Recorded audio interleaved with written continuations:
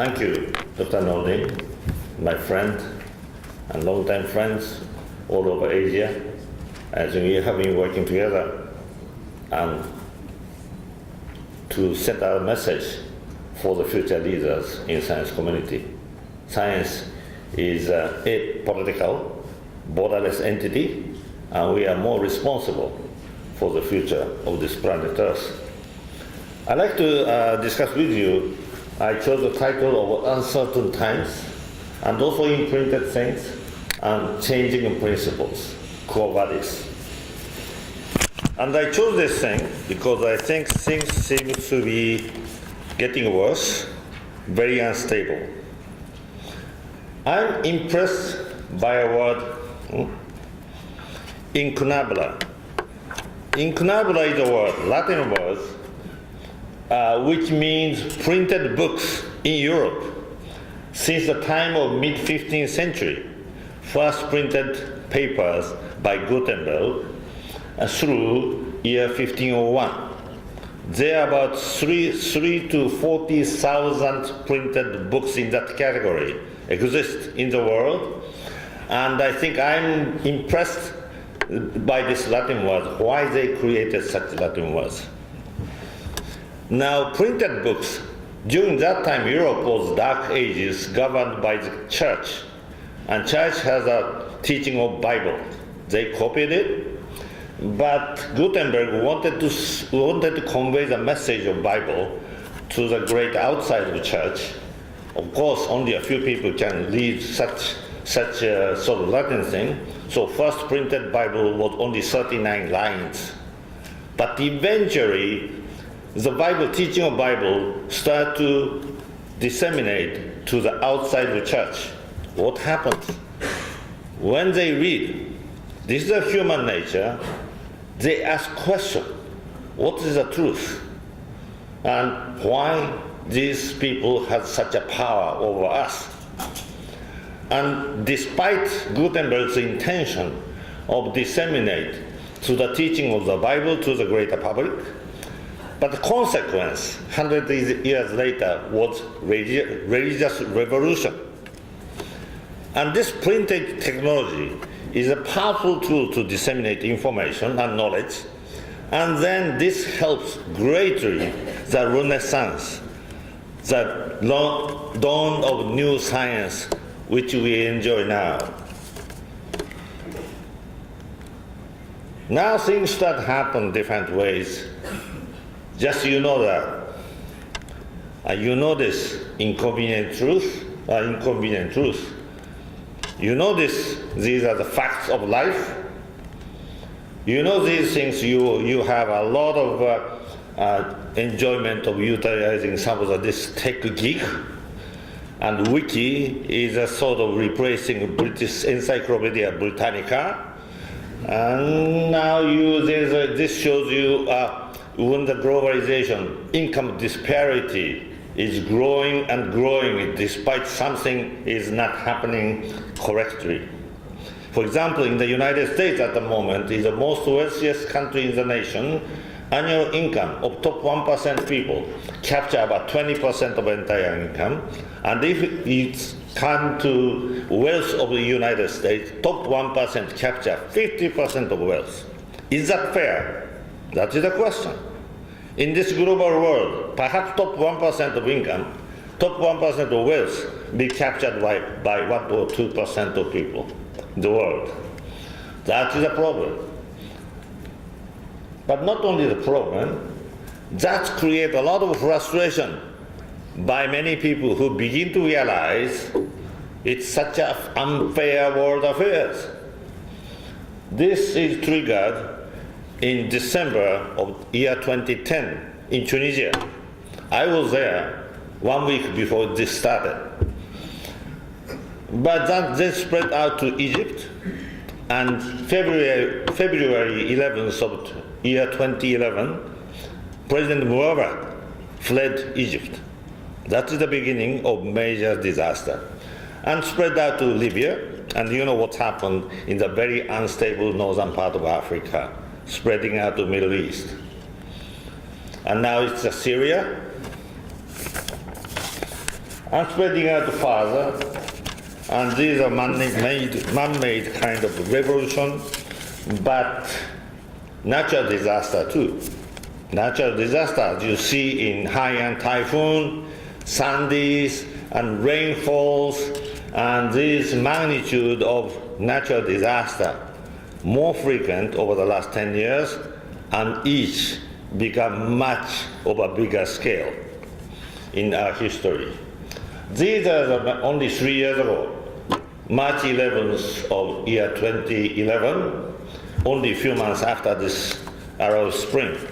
And that happened in Japan, huge earthquake, a massive tsunami, which is 1 in 1,000 years. That is a major tragic thing. But that hit Fukushima nuclear plants. Has led to one of the major disaster of nuclear history since Chernobyl and 3 Mile Island. And in this response to this major disaster, and first time in the Constitution of Japan, they created, by legislative arm, created an independent commission to investigate Fukushima, this accident. I was asked to chair this, and the mandate says in 6 months. And we have done that. It's a very crazy time of 6 months, because it's first time means nobody has how to do it, but we managed to do it. But this happened in Japan. There are about 440 nuclear plants in operation in the world. About 70 nuclear plants are under construction, and in total about 31 countries. But this happened in Japan, which is triggered by a huge tsunami. But that made a big shock to the world, because Japan is known for what? Japan gained the trust of the world, not by animation, not by manga, but by its excellence in science and technology, engineering and manufacturing. But that happened. So that has a major impact in the world, because everybody watches this on TV with the color and the internet. It seems the Japanese government is completely paralyzed, and everybody started wondering what's happening in Japan. They are not communicating well. And so that was a report. And in fact, our reports made it clear that is certainly triggered by this huge tsunami, but Japanese government was not implementing the correct guidelines, the recommendation by IAEA, which is based on many minor and major nuclear accidents in the past. So this is a regulatory capture, the failure of the government, which is supposed to implement due regulation to the, let's say, corporate and other sectors, but they failed to do so for different reasons. And also lack of transparency and accountability in communication and governance of this nuclear energy policy. Okay, that's about it. Because it had happened in Japan, therefore, perhaps Germany and Italy and Swiss has decided to phase out nuclear. And also, in the US, even France and European countries, nuclear safety become one of the major agenda since Fukushima accident. All right. But this is a globalization. But globalization means what? That started around 1991 when Cold War ended. And then Rio Convention of Agenda 21 was held in 1992 in Rio de Janeiro, followed by Rio 10 in Johannesburg, and Rio 20 in 2012, just 2 years ago. But the world seems to be very much interdependent in business and others, and hyper-connected, but all of a sudden, very fragmented and become very fragile. Why is it? These can be boiled down, although you may argue different ways, but could be boiled down into two factors. One is in the bottom of this red line. This is the human population on this planet, and we have been surviving on this red line and reaching 1.6 billion in year 1900. 110 years ago, turn of the century, or from 19th to 20th century, human population reached 1.6 billion. But subsequent 100 plus years, 110 years now, human population exceeds 7 billion. We live longer, infant mortality rate goes down, and this is due to the progress in science and technology and medical sciences, and any other science discipline and technology has advanced very rapidly. And this characterizes the advances we see during 20th century.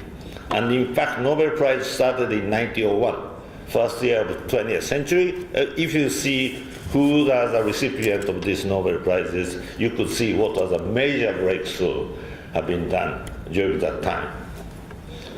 So one factor is too many humans on this planet Earth. That is owing to the progress in science and technology. But human requires energy, space to live, food to sustain, and water, all the natural resources. Whether it's really becomes sustainable or not, that is the question. Only good sign is if you see this vertical bar, the net decade increase in human population is start to decline. Perhaps education for girls and contraceptions, and these are the factors. So it's a good sign. It's a decade increase, a net increase of human population is declining gradually. So eventually this total population will peak out somewhere in 200 years or 100 years. That is the one factor of this globalization. But second factor is the connectivity. Now this is the internet. We are using, many of us have access to internet, and we are using laptop computer and tabletop computer in mid-1990s. But it began to connect in 1991, HTTP and World Wide Web. That was around the turn of the century, from year 2000. You remember 2000 issues? And also you remember we are talking about last 1 mile at the turn of the century.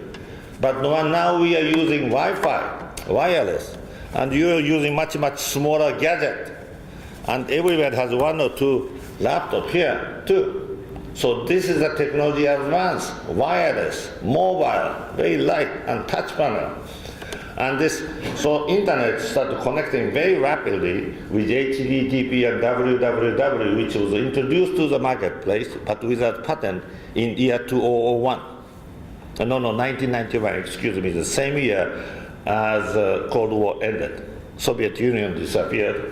But in year 2007, 7 years ago, Steve Jobs delivered mobile phone with touch panel. That makes access much easier. And everybody not using this blind touch panel, but this is much easier to handle. And each day, about 3 million mobile phones are sold worldwide, and 70% are touch panel. Much easier access for everyone. So now internet is a incunabula of contemporary time. It is reaching out to the majority of people in the world. Perhaps 40 to 50% of people have access to this mobile phone with touch panel. So they have access to internet, which makes what? Same with incunabula of Gutenberg printed Bible. People begin to see what is the unfair world we live. And they have some knowledge, and they start asking questions. Why we are in such a situation? Why this person telling us what to do? Why they are not correcting this unfairness within the country and between among the countries? So these are the 2 factors which makes world affairs very fragmented and very fragile. Now, World Economic Forum created Global Agenda Council 7 years ago. I have been a part of it. And last year, they identified many scholars and scientists and business and politicians, major global risks in terms of impact and likelihood. Towards the end of 2013 was severe income disparity. Because they have access to this knowledge and information, they become so frustrated, and maybe social network, which triggered Arab Spring, and many other things, and chronic fiscal imbalances, so-called affluent country is not growing anymore, and rising greenhouse gas emissions. In fact, last year, in Mauna Loa CO2 measurement, exceeded, first time, several times, 400 ppm. This is the first time in human history. And cyber attacks, water supply crisis, management of population aging, and corruption, climatological catastrophe, that is top 8. But since then, they have an outlook in early this year, and Northern Africa, Middle East instability is one of the major risks, which is very likely to affect the rest of the world. So these are the Philippines hit by Haiyan typhoon, which is a large typhoon. In fact, all this natural disaster scope become larger and larger.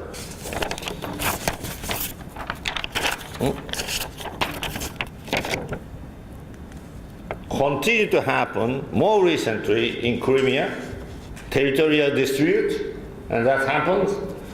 In the lower panel is abduction in Nigeria of 200 girls. That happens. That's a terrorist attack. We see that. And that's also happening everywhere. Now this is some territorial dispute in the southeastern China Sea.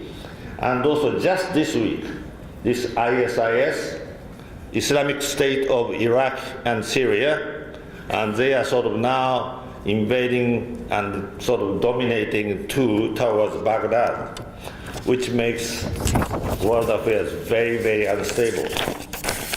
And none of us could escape from the impact of such an unstable world.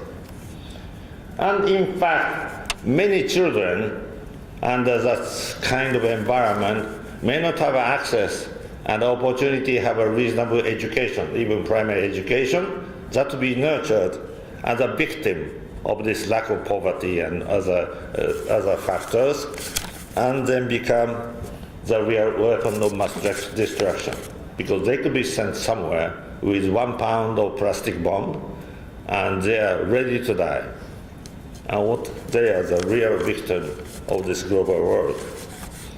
So that so-called accident happens all the time.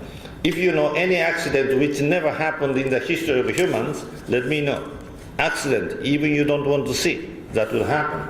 A machine breaks, and human Earth. That was one of the lessons of Fukushima accident. And in fact, retrospect, Fukushima accident was not a black swan event. That has a clear signal. So I call this neon swan events. They are sending a signal, but the government failed to implement necessary regulatory issues. So that technology advances, and science and technology is great, but technology is there's a limit. So that whatever technology we advance, there are certain limits in technology, application technology. Richard Feynman, Nobel laureate in physics, great communicators. In 1986, he was a member of the commission of the Space Shuttle Challenger disaster, but he had a special note in this report and made a very famous quote. In fact, technology, for a successful technology, reality must take precedence over public relations because nature cannot be fooled. So don't rely too much on technology because there's a limit. And in fact, next speaker, Dr. Gupta, is a higher member of this in India, Natural Disaster Management Authority. I visited the headquarters last year, and also this Natural Disaster Management Authority has response force, about 11,000 people separated in 10 different places to combat with natural disaster. And in fact, they sent the troops or one team to Onagawa right after this Tohoku disaster, and headed by Commander-in-Chief was Abasti-san, which I met with all the 50 members for the sake of for appreciating their great effort. And that was a wonderful occasion for me to thank this tremendous team. All right, but the technology always advances, and digital technology in particular go faster and faster according to more or less Moore's law. In fact, it goes so fast, you can't remember you are so much attached to this gadget and text message. Maybe every 30 minutes, 1 hour, you like to see it, what's happening, and keep sending, and you are not talking. So this is the current situation of our civilized person, right? So you are connected online, but not really conversation together. So you are alone around you, but together with the connected people. And that has a major sort of psychological impact in the particularly young growing children. Now this is what happened. Nobody speaks, right? So that's a behavior. And this is what's happening. Babies are born iPad, and they handle all these things following their intuition, and you have to learn from your grandchildren, right? And this 3-year-old is teaching a baby, and they just born with it. This came into the marketplace, iPad, just 4 years ago. Just 4 years ago. What a change. So the world of here become incunable. Everybody has access to internet. What's happening? About 50% of people have certain way, one way or another, access to the internet. And 99% are poor. So that's created a lot of problems. So many people are very unhappy. Look at the EU, Germany, France. Many ultra-right wing have been elected, and many ultra-left wing have been elected. And southern part of Europe, many go to college and higher education, but no job. Very angry, frustrated youth, very unstable. All right, this is a sort of a change in the GDP per capita adjusted by purchasing parity, and this is a bottom 10%, next 10%, next 10%. Somehow this is out of scale somehow. On the far right is the top 1%, growing about 50% over the last 20 years, and the rest also growing about 50, 60, 70% over the last 20 years, GDP per capita, parity, purchase power, but bottom few percent is still remain, not much growing, bottom of pyramid. Look what happened in the middle class. The phenomenon is losing, disappearing middle class. So that is another issue. And the very rich become richer. In fact, perhaps many of you know that Steve Jobs, he never went to college because he was very poor, but he gave a commencement speech, one of the best speech in the history of this his story. So when he was kicked out from Apple, the company he created in 1983, and he told a story at that time. That time, Apple, $2 billion revenue with 4,000 employees. That he said that in that speech. But now recently, a few months ago, Facebook bought Instagram. Perhaps some of you use Instagram. Do you know how much they pay? $1 billion. You know how many people are working with Instagram? Only 13, 1 billion. Steve Jobs at that time, $2 billion revenue, 4,000 employees. 13 people get 1 billion. But a few weeks later, Facebook purchased another one, WhatsApp, right? Do you know how much they offered? Because they see that value, $19 billion. Do you know how many people working for this WhatsApp? 35. So that means no middle class. Manufacturing will be outsourced to a low labor force country, controlled by 3D printer eventually, so that income disparity is widening and widening. And few 1% rich become richer and richer. I don't know what they do. So in a way, I think this is a changing principle means we live in a society, in principle created the principle since Industrial Revolution. Manufacturing, transportation, finance, banking, and also internet and technology, communication, telephone, telegram, and these are but this coming 2 decades, a decade or two, there is a major transition in this principle, which is based on Industrial Revolution. Because talent moves around the world, nationality is less relevant to them, and so resilience is one of the key words. Resilience. Have you heard of this word, resilience, 10 years ago?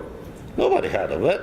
Why is it? Everybody talking about the risks, but everybody's speaking about safety and safeguard up to maybe 10 years ago, 5 years ago. But resilience, we are talking about, used to talk about strong organization, strong company, strong governance. No, not anymore, resilience. Because accident happens, machine breaks, human makes errors. So there's a limit. So we accept resilience is very more important, and systems and pull to push. Business become not pull, but push.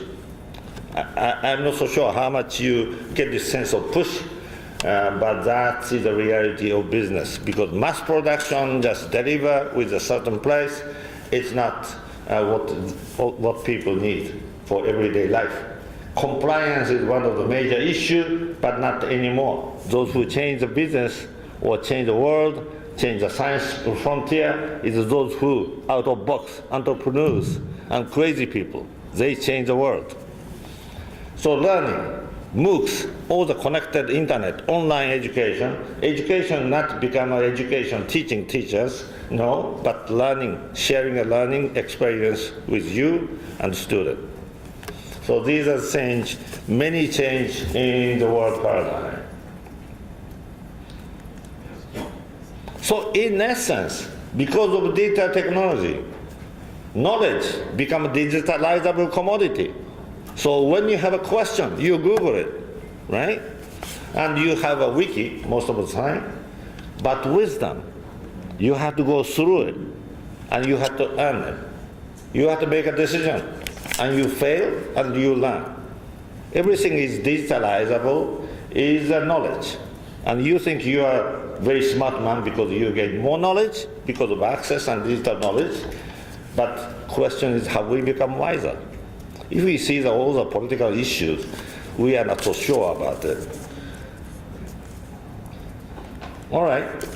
So when we talk about future us, Asia's future, we often talk about year 2013, 2020, Vision 2020, Vision 2030.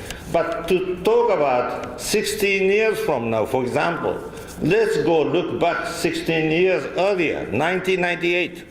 You remember 1998, 1 year after Asian financial crisis. And 1998, there's no Google yet.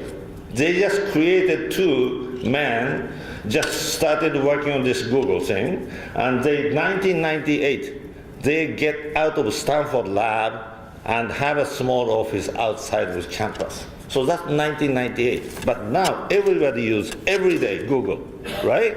So that's only 16 years ago.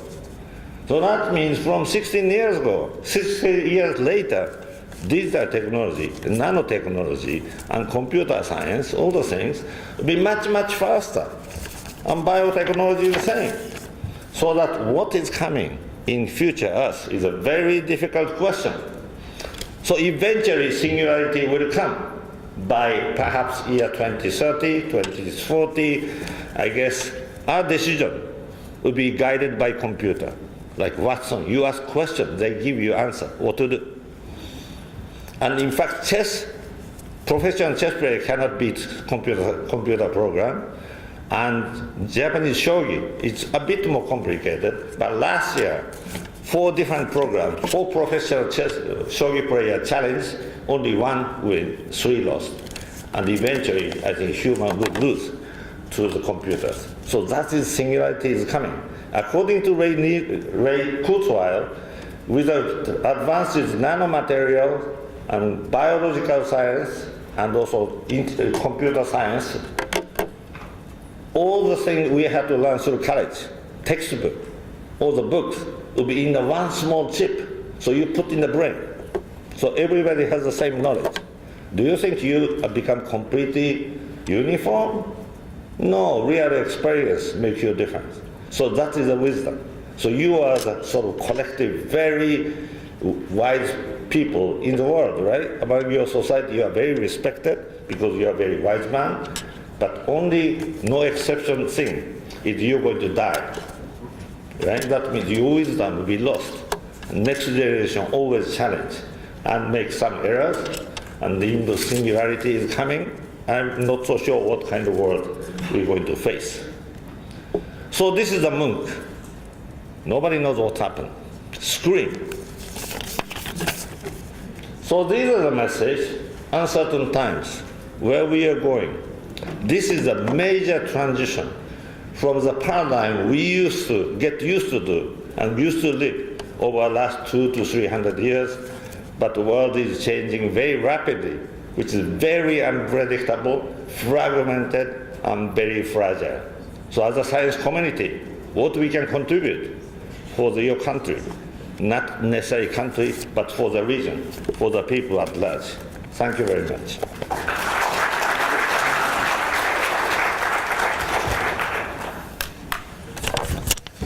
Thank you very much. Sorry to cut short, yeah.